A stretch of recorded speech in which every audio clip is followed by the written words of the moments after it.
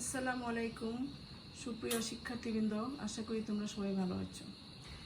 আমি সাবিনা আক্তার খানম, প্রভাষক গণিত ডাক্তার আব্দুল মান্নান মহিলা কলেজের পক্ষ থেকে তোমাদের স্বাগত জানাচ্ছি। আজকে আমরা একটি নতুন চ্যাপ্টার পড়াবো, সেটা হলো যুগজীকরণ। সম্পূর্ণ নতুন জিনিস, ইন্টিগ্রেশন বা যুগজীকরণ, একটি দশম অধ্যায়। ক্যালকুলাসের দুইটি অংশ আমি তার পূর্বে বলে নিচ্ছি যে ক্যালকুলাসের দুইটি অংশ, একটি হলো ডিফারেনশিয়াল ক্যালকুলাস আর একটা হলো ইন্টিগ্রাল ক্যালকুলাস। এই ইন্টিগ্রাল থেকে আসছে ইন্টিগ্রেশন বা যুগজীকরণ। তো চলো দেখি যুগজীকরণ কি। প্রথমে আমরা কতগুলো সূত্র জেনে নিব। সূত্রগুলো তোমাদের অবশ্যই মুখস্থ রাখতে হবে। দেখো এখানে 10.3.1 শূন্য এর যুগজ ইন্টিগ্রেশন অফ 0। আমরা জানি সি একটি ধ্রুবক হলে d by dx c equal to 0। আমরা এটা ডিফারেন্সিয়েশনে পড়ে আসছি। সি কনস্ট্যান্ট, সি একটি যদি ধ্রুবক হয় তাহলে এটা ডিফারেন্সিয়েশন হয় 0। তাহলে ইন্টিগ্রেশন 0 ডিএক্স ইকুয়াল টু হবে 0 প্লাস সি। তার আগে আমি বলে নিচ্ছি যে ইন্টিগ্রেশন এবং ডিফারেন্সিয়েশন হলো একটা অপরটার বিপরীত। সেখান থেকে এটা আসছে, দেখো যে যেটাকে ডিফারেন্সিয়াল করলে 0 পাওয়া যায়, এটাকে আবার ইন্টিগ্রেশন করলে ওই অংশটাই, ডিফারেন্সিয়েশন অংশটাই পাওয়া যায়। ইকুয়াল টু অর্থাৎ 0 এর যুগজ সি। এখানে আমি 0 এর যুগজ কী পেলাম? 0 প্লাস সি মানে সি, অর্থাৎ 0 এর যুগজ সি হলো একটা ধ্রুবক। কতিপয় প্রমিত ফাংশনের যুগজ, integrals of some standard functions, এগুলো তোমাদের মনে রাখতে হবে। দেখো এক নম্বর আছে integration x to the power n dx equal to x to the power n plus 1 by n plus 1 plus C, n not equal to -1। কারণ n এর মান যদি -1 হয় তাহলে নিচে কি হয়ে যাবে? -1 প্লাস 1 মানে 0। 0 কোনো সংখ্যা নিচে হতে পারে না, এটা আনডিটারমাইন্ড। এটা সূত্রটা তোমাদের মুখস্থ রাখবে। এরপর আসছে e to the power integration e to the power mx dx equal to 1 by m e to the power mx plus c। আমি আগে সূত্রগুলো বলে নিচ্ছি। আসলে আমার সূত্র ইন্টিগ্রেশন কি সে সম্পর্কে আগে বলা উচিত ছিল, কিন্তু সূত্রগুলো আমি আগে বলে ফেলছি, সমস্যা নেই। পরে আমি ইন্টিগ্রেশন কি সে সম্পর্কে বলছি। এরপর আসছে 3 number integration a to the power x dx equal to a to the power x by ln a plus c, যেখানে a greater than 0 এবং a not equal to 1। এরপর আসছে 4 number integration 1 by x dx equal to ln mod x plus c, যেখানে x not equal to 0। এরপর 5 number integration cos x dx equal to sine x plus c. তোমরা একটা জিনিস খেয়াল করো যে ডিফারেন্সিয়েশনের ক্ষেত্রে আমরা এই সূত্রগুলো প্রত্যেকটাই পেয়ে আসছি। সেখানে ছিল ডিডিএক্স অফ সাইন এক্স সমান কজ এক্স, আর এখানে দেখো কজ এক্সকে করলে পাওয়া যায় সাইন এক্স প্লাস সি, একটা ধ্রুবক। তো একটা আবার আরেকটার বিপরীত সূত্র দুটো পাশাপাশি আমি তখনও লিখে দিয়েছিলাম তোমাদের সূত্রগুলো পাশাপাশি, যাতে তোমাদের শিখতে সুবিধা হয়। এরপর 6 নম্বর আসছে integration sine x dx equal to minus cos x plus C. এরপর আসছে 7 integration sec square x dx equal to 10x plus c.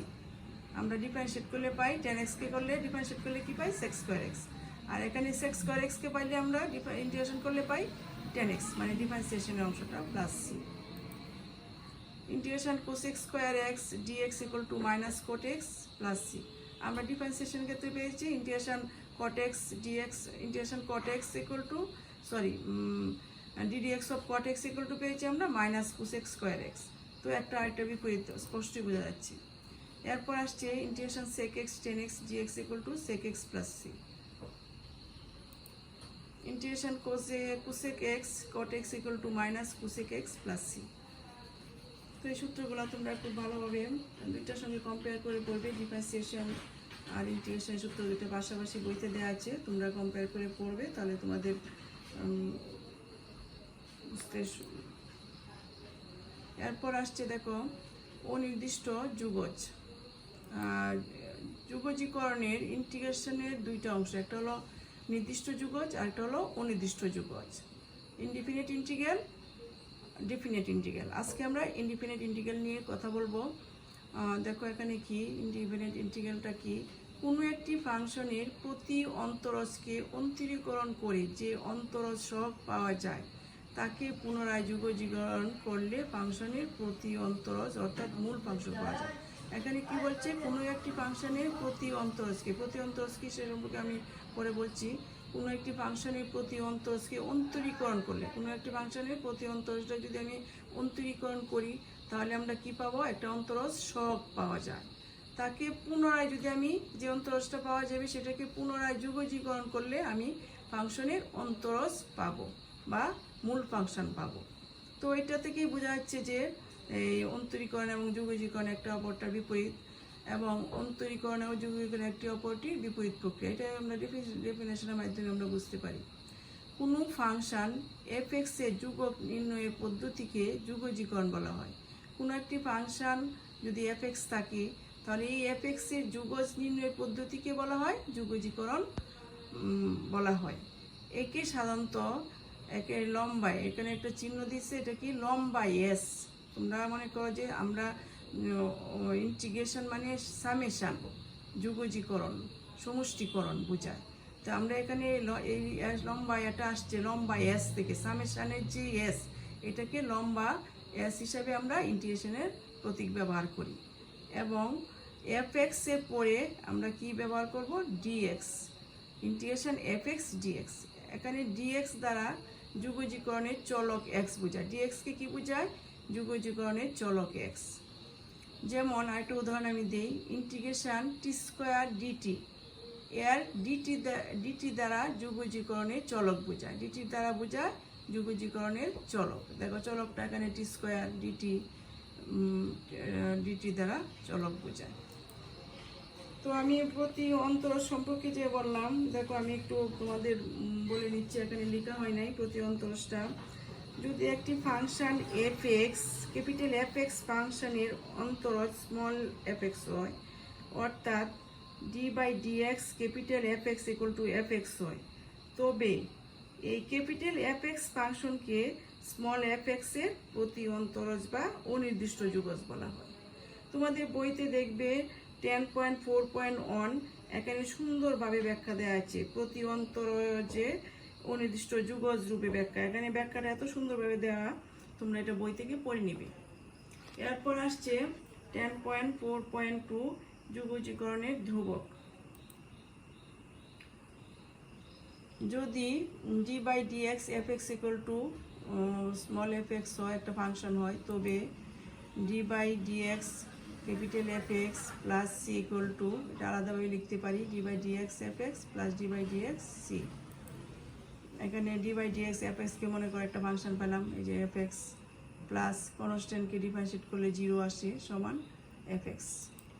তো এই capital f x plus c equal to, আমি এটাকে কি করলাম তখন, এই যে ইন্টিগ্রেশন করলাম। তাহলে যেহেতু ইন্টিগ্রেশন একটা আবার একটা বিপরীত, তো কি উঠে যাবে, ডিফারেন্সিয়েটটা উঠে যাবে। তারপর এখানে f x plus c equal to হবে ইন্টিগ্রেশন অফ এফএক্স ডিএক্স।